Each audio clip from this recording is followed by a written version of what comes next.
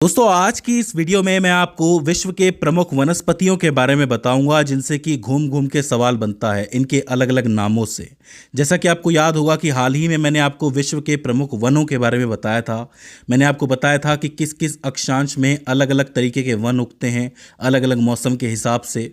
तो आज मैं आपको 6 से 7 ऐसे वनस्पति बताने वाला हूँ जो पूरे विश्व में अच्छी तादाद में उगते हैं और उनसे सवाल भी बनते हैं। तो वीडियो शुरू करने से पहले मैं ये उम्मीद कर रहा हूं कि आपने ये वीडियो देख ली है, क्योंकि अगर देख ली है तो बहुत अच्छी बात है, कॉन्सेप्ट अच्छी तरह क्लियर हो जाएगा। नहीं भी देखी है तो मैं अच्छी तरह समझाने की कोशिश करूंगा। इस लिस्ट की शुरुआत हम करेंगे लिथोफाइट के साथ। अभी जो लिथोफाइट है वो वनस्पति का नाम है। देखिए ऐसी बहुत सारी चट्टानें होती हैं, उनके बीच में जो दरारें होती हैं उनके बीच में उगने वाले पौधों को ही लिथोफाइट वनस्पति कहा जाता है। ये आमतौर पर उन स्थानों पर उगते हैं जहाँ पर मिट्टी की कमी होती है, जैसे कि खड़ी चट्टान या ढलान में मिट्टी तो आपको मिलेगी नहीं, फिर भी ये उग जाती हैं चट्टानों के अंदर ही, पथरीले क्षेत्र के अंदर।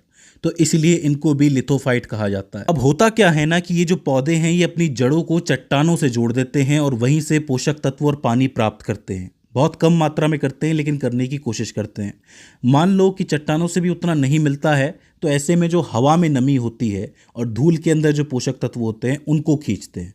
तो समझ लो कि सर्वाइवल में बहुत आगे होते हैं ये, और कैसे भी सर्वाइव कर जाते हैं लिथोफाइट।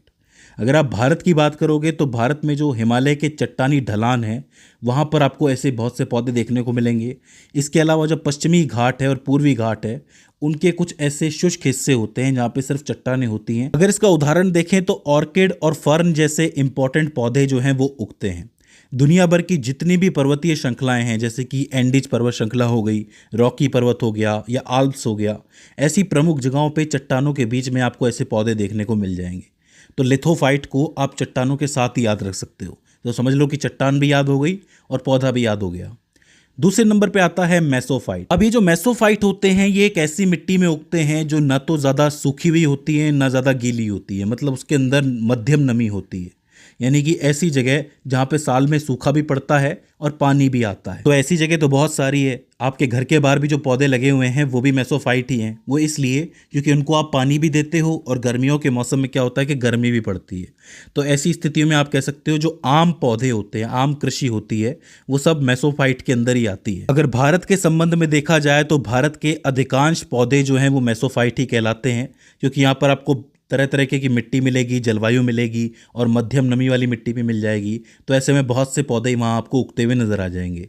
आम का पेड़, नीम का पेड़, धान, गेहूँ या फिर ऐसे कोई फूल वाले पौधे हो जो होते हैं वो सब मेसोफाइट ही कहलाते हैं। वो ऐसी ही मिट्टी के अंदर उगते हैं। यूरोप, अमेरिका और एशिया के बड़े हिस्से में जो घास के मैदान फैले हुए हैं, जैसे कि प्रेरी मैदान जो उत्तरी अमेरिका के अंदर है, और दक्षिणी अमेरिका का जो पंपास है, यूरेशिया का जो स्टेपी है, हर जगह आपको मेसोफाइट ही देखने को मिलेगा। तो इसका मतलब ये हो गया कि दुनिया भर की कृषि जो होती है उसमें जो नॉर्मल पेड़ पौधे होते हैं जिसमें ज़्यादा पानी की ज़रूरत नहीं होती है या सूखे की भी ज़रूरत नहीं होती है, वो क्या है? मेसोफाइट है। तो मेसोफाइट की तादाद बहुत ज़्यादा है, तो ये आपको क्लियरली याद रखना है। तीसरा जो टाइप आता है वो है हाइड्रोफाइट। अब ये जो है इसके नाम से पता चल जाता है कि हाइड्रो का मतलब है पानी, यानी कि जल। ऐसे पौधे जो सिर्फ जल में ही उगते हैं, जिनको बहुत ज़्यादा जल की ज़रूरत होती है, पानी में ही उगते हैं, जिसको आप जलीय पौधा कहते हो, उससे ही हाइड्रोफाइट कहा जाता है। तालाबों में उगने वाले कमल हो गए, कुमुदनी हो गई, सिंघाड़ा हो गया, इस टाइप के जो पौधे होते हैं जो टोटल पानी के अंदर उगते हैं वो सारे के सारे हाइड्रोफाइट हैं। हाइड्रोफाइट पौधों की कुछ विशेषताएं होती हैं, जैसे कि इनका जो तना होता है वो अक्सर लचीला होता है और हल्का होता है, और साथ ही इनकी जो पत्तियां होती है वो बहुत बड़ी होती है, रिबन की तरह चौड़ी होती है। तो ऐसे पौधे जो हैं वो हाइड्रोफाइट कहलाते हैं, क्योंकि टोटल पानी के अंदर होते हैं, पानी की कोई कमी नहीं होती है। तो जहाँ पे भी आप पानी वाले पौधे देखोगे पहचान लोगे। तो 3 टाइप के पौधे हो गए। एक तो लिथोफाइट है जो चट्टानों के बीच में उग रहे हैं, बहुत ही कम नमी के साथ, बहुत ही कम पोषक तत्वों के साथ, जड़ें जोड़ के।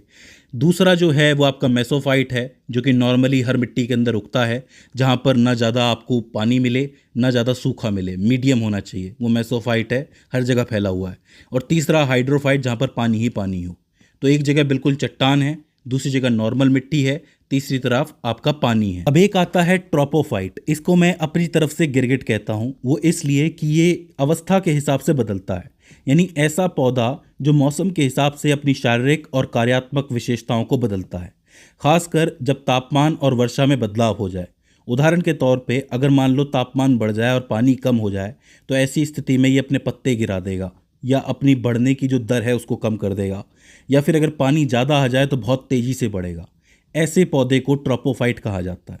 भारत में उष्णकटिबंधीय पर्णपाती वन जो होते हैं वो इसका प्रमुख उदाहरण है। जब भी सूखा पड़ता है तो ये पेड़ अपने पत्ते गिरा देंगे, अपनी दर को रोक देंगे, बढ़ने की दर जो है, क्योंकि पानी की आवश्यकता ज़्यादा होती है तो पानी होता नहीं है। अगर ऐसा ही चलता रहा तो पेड़ मर सकता है, तो अपने आप को बचाने के लिए क्या करते हैं ये लोग, पत्ते गिरा देंगे या फिर बढ़ने की दर ही कम कर देंगे।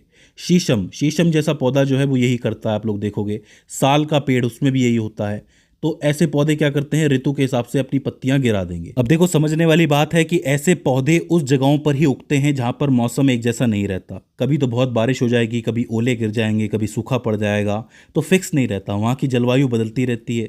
अब ये जलवायु जो है फैक्ट्रियों की वजह से भी बदल सकती है, किसी पर्वत श्रृंखला की वजह से बदल सकती है। मतलब इसके मैनमेड कारण भी हो सकते हैं और नेचुरल कारण भी हो सकते हैं जलवायु बदलने के। तो इस हिसाब से पौधों को भी बदलना पड़ता है।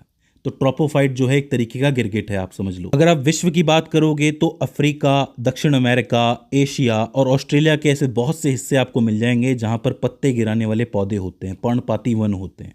तो उन जगहों पर समझ लो कि इसी टाइप के पौधे उग रहे होते हैं। इसके अलावा सवाना घास के मैदान के अंदर भी ऐसा ही होता है, क्योंकि इसका जो जलवायु है, जो मौसम है, वो अलग अलग तरीके से बदलता रहता है। तो वहाँ पे भी आपको ऐसे पौधे देखने को मिल जाएंगे, ऐसी घास देखने को मिल जाएगी। तो ये सारे के सारे क्या हैं, ट्रोपोफाइट हैं। इसके बाद आते हैं जेरोफाइट। अब ये जेरोफाइट क्या होते हैं? जेरोफाइट ऐसी परिस्थितियों में उगते हैं जो सबसे खतरनाक होती हैं, मतलब जहाँ पर पौधे हो ही नहीं सकते, जैसे कि रेगिस्तान या अर्ध रेगिस्तान जैसी जगहों। आपको नाम याद आ गया होगा, कैक्टस जैसे जो पौधे होते हैं वो ऐसी जगहों पे उगते हैं।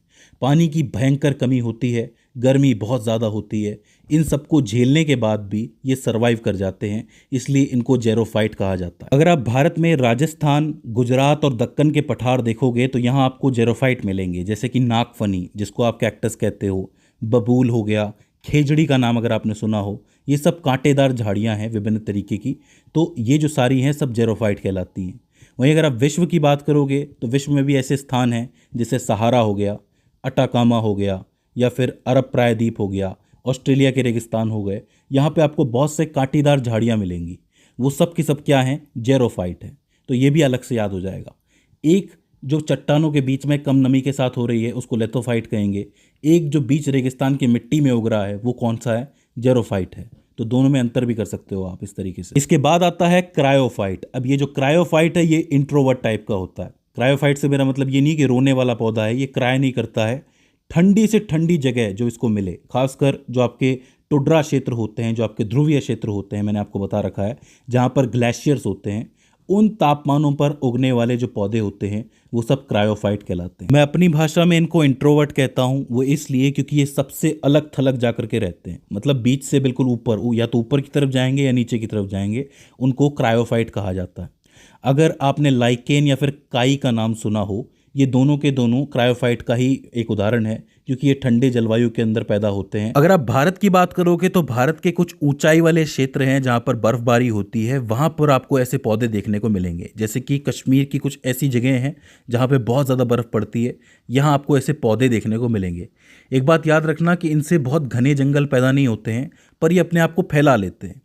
पूरे विश्व की बात करोगे तो उत्तरी कनाडा हो गया, अलास्का हो गया, रूस हो गया, स्कैंडिनेविया हो गया, इसके अलावा जो पोल्स के इलाके हो गए, जो नॉर्थ पोल है, साउथ पोल है, तो पोल से थोड़ा नीचे आपको आर्कटिक सर्कल मिलेगा, अंटार्कटिक सर्कल मिलेगा। ऐसी जगहों पर भी आपको ऐसे पौधे देखने को मिल जाएंगे, तो इनको आप क्रायोफाइट कहोगे। सबसे ठंडे इलाके में क्रायोफाइट होता है, सबसे गर्म इलाके में जेरोफाइट होता है, चट्टानों में लिथोफाइट होता है, पानी में हाइड्रोफाइट होता है, हमारे आसपास कौन सा होता है, मेसोफाइट होता है। आखिर में आपका आता है हेलोफाइट। ये वो पौधे होते हैं जो उच्च नमक सांद्रता वाली मिट्टी के अंदर पैदा होते हैं। कहने का अर्थ ये होता है कि समुद्र के किनारे जो दलदल बन जाते हैं, तटीय दलदल होते हैं, खारे रेगिस्तान होते हैं, वहाँ पर ये पौधे उगेंगे। जैसे कि सुंदरबन डेल्टा की बात कर लो, वहाँ पे आपके मैंग्रोव वन उगे हुए हैं, सब के सब खारे पानी के पौधे हैं। तो जहाँ खारे पानी का पौधा का नाम आ गया तो आपको मैंग्रोव वन आपके दिमाग में आ जाना चाहिए। ये भाई समुद्र के किनारे उग रहे हैं या फिर किसी नमक भरे रेगिस्तान के अंदर उग रहे हैं, सब के सब हेलोफाइट कहलाएंगे। तो याद रख लेना, जहाँ जहाँ आपको नमक वाली झीलें या फिर पूरा नमक का रेगिस्तान, जैसे कि कोई नमक की नदी बह रही है, सांबर का इलाका है राजस्थान के अंदर, या फिर समुद्र का जो इलाका है, वहाँ पर आपको कौन से पौधे देखने को मिलेंगे? हेलोफाइट देखने को मिलेंगे। ये भी पानी के ही होते हैं, लेकिन नमकीन पानी के होते हैं, याद रखना। तो हाइड्रोफाइट पानी का है, हेलोफाइट जो है वो नमकीन पानी का है। तो इस तरीके से ये 7 प्रकार के वनस्पति होते हैं जिनको आप बांट सकते हो। मुझे उम्मीद है कि ज़्यादातर वनस्पति इसी के अंदर आपके कवर हो जाते हैं, जिससे कि आपको आगे दिक्कत ना हो। दोस्तों, मुझे उम्मीद है कि आपने इस वीडियो से कुछ ना कुछ नया ज़रूर सीखा होगा। इसके बाद भी इस वीडियो के अंदर आपको कोई क्वेरी आती है, कोई दिक्कत आती है, तो आप हमें कमेंट सेक्शन के अंदर बता सकते हैं। तो आज की इस वीडियो के अंदर बस इतना ही। See you in the next one.